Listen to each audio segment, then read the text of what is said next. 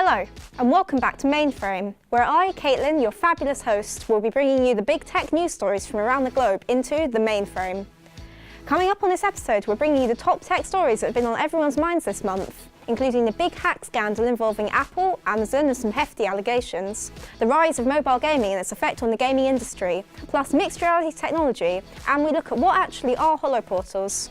We will also be posing some questions to you at home, so stay tuned and remember to connect on our socials to let us know what you think. Our first story is coming to you tonight. It's a big hack in which Bloomberg has made some very serious security allegations on some of the biggest tech companies in the world. The damage of this, as you can imagine, could be industry changing, but Apple, Amazon and many others involved seem to think they know better.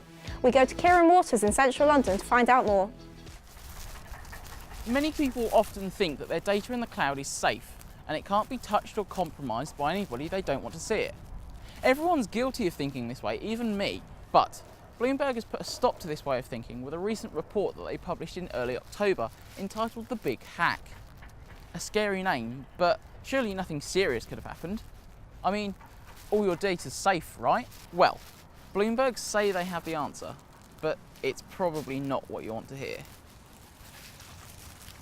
Basically, the report outlined that your personal data, along with the private data of some of the world's biggest conglomerates, probably wasn't as safe as you may think. But there's no need to go rush off and do a digital cleanse of all of your data everywhere online. It probably won't affect you. The long and short of it is that whatever did likely happen was probably more a case of corporate or governmental espionage. This means that whoever did initiate the attack originally probably isn't interested in any of your private browsing history.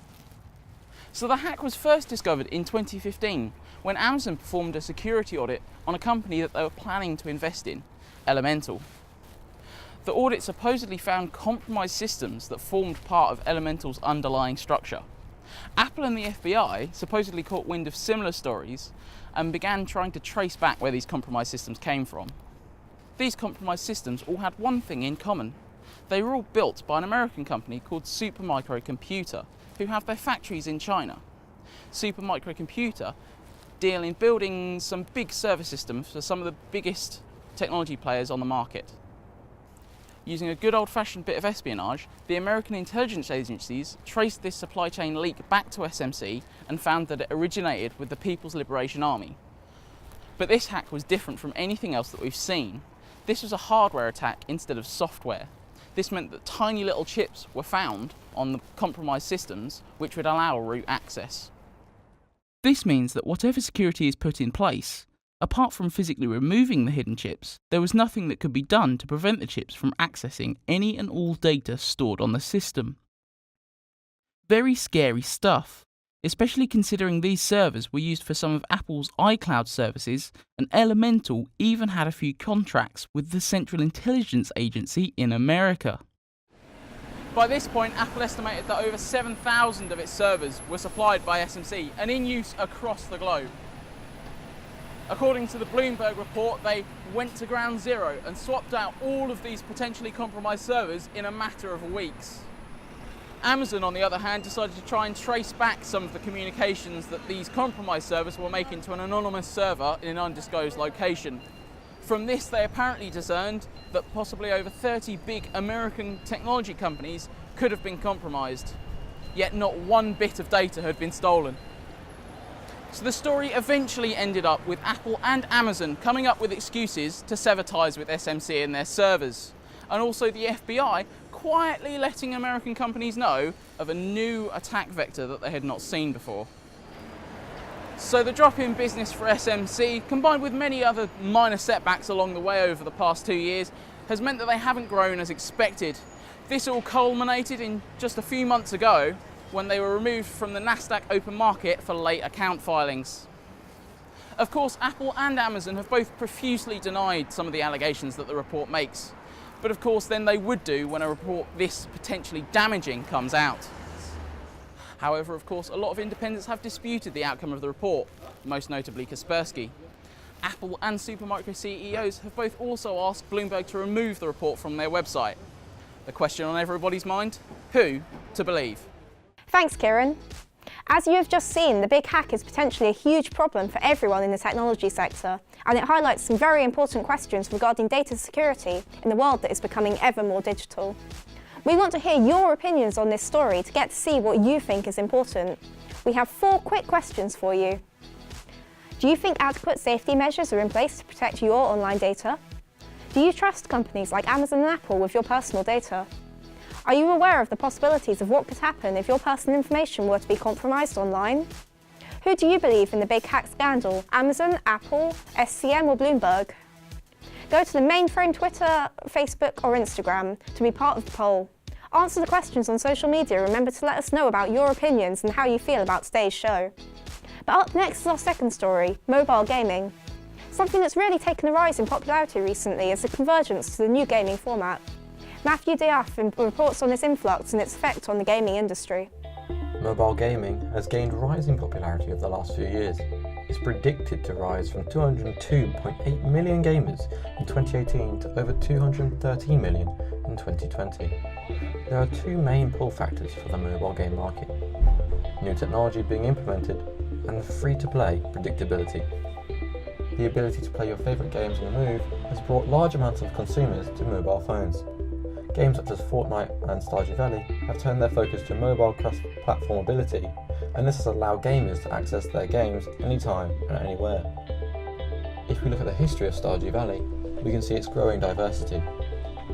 The game was released in February 2016, and within a few months the game expanded to support Macs, then released on Xbox One and PlayStation 4 in December 2016, and the Nintendo Switch in late 2017.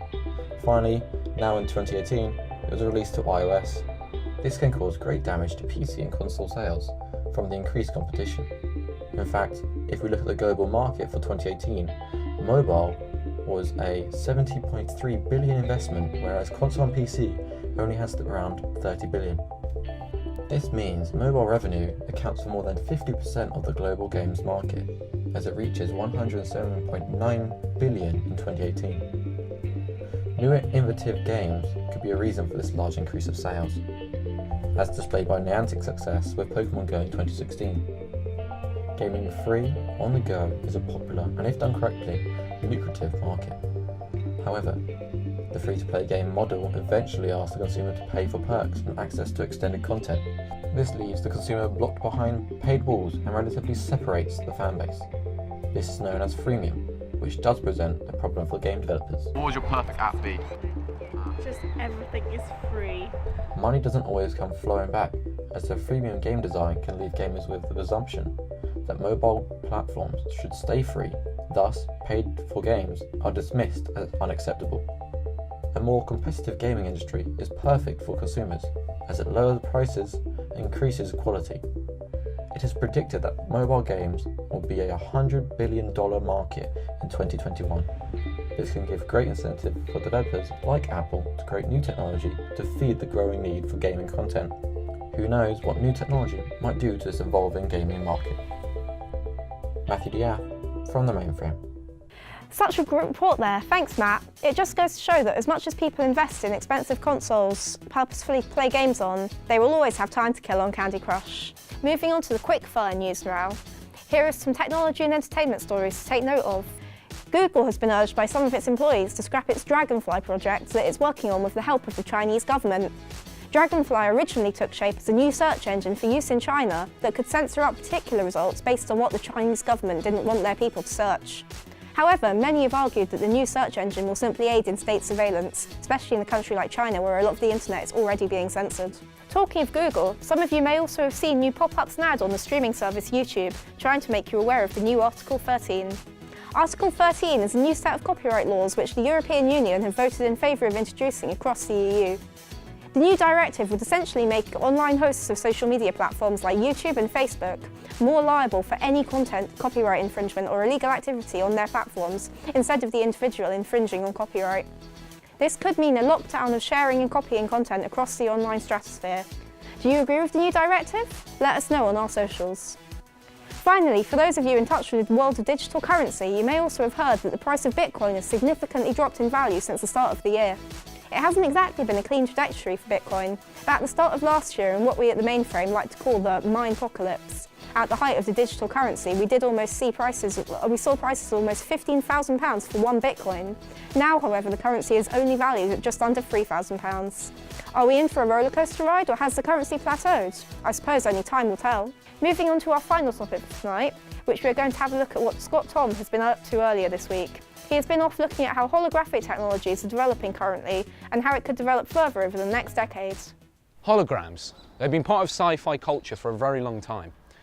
But today we'll be looking into what makes them up and what are they made of. But before we get on to how holograms are made, we must look at the history of holograms.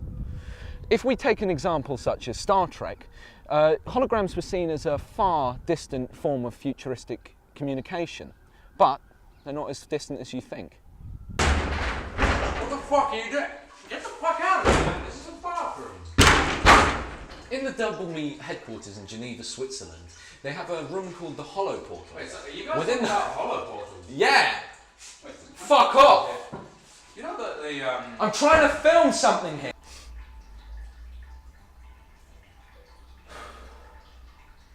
So as I was saying, in the Double Me headquarters, they have something called a Hollow Portal. Now, a Hollow Portal is basically a room filled with cameras set up to capture the person in the room from all angles.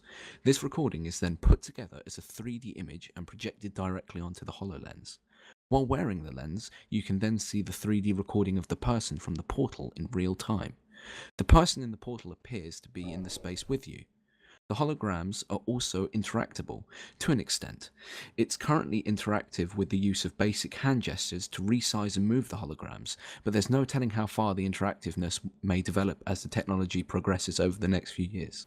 What a funny report from Morgan, but sadly that is all we have time for today.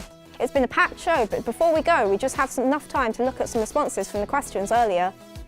Only 39% answered yes to, do you think adequate safety measures are in place to protect your online data? And 55% said they don't trust companies with their data online. It looks like the likes of Amazon and Apple have a long way to go to reassure everybody. Finally, an outstanding 64% voted in favour of believing Bloomberg's big hack report against Apple and the FBI's refusal to accept the story. And with that, we have to say farewell. Thank you for tuning in. We hope you enjoyed learning something new with us on this episode of The MainFrame, and please do keep an eye on our socials over the coming week. The MainFrame is now closed.